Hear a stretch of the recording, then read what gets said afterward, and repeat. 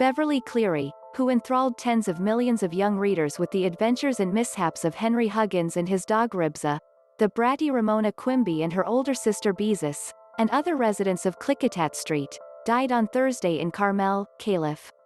She was 104. The death was announced by HarperCollins, her publisher.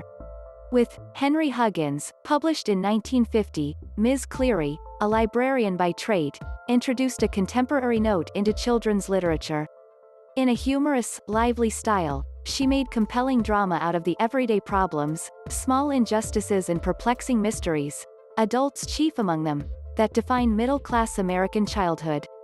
Always sympathetic, never condescending, she presented her readers with characters they knew and understood, the 20th century equivalents of Huck Finn or Louisa May Alcott's Little Women, and every bit as popular. Her books sold more than 85 million copies, according to HarperCollins.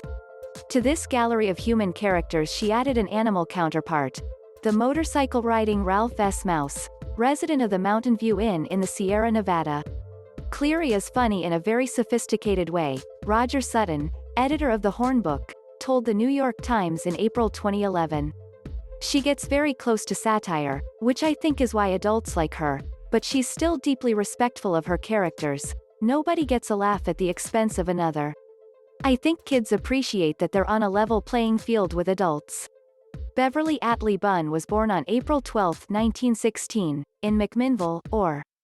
She spent her early childhood on the family farm in nearby Yamhill. Her father lost the farm when she was 6 and moved the family to Portland, where he had found work as a bank security guard. Ms. Cleary described her childhood in the first volume of her memoirs, A Girl From Yamhill, published in 1988. The children's books she read at school disappointed, she recalled in an article for the Hornbook in 1982. The protagonists tended to be aristocratic English children who had nannies and pony carts, or poor children whose problems disappeared when a long-lost rich relative turned up in the last chapter. I wanted to read funny stories about the sort of children I knew, she wrote, and I decided that someday when I grew up I would write them. After 2 years at Chaffey Junior College in Ontario, Calif, she enrolled at the University of California, Berkeley. She graduated in 1938. A year later, she earned a degree from the University of Washington School of Librarianship and went to work as a children's librarian in Yakima, Washington.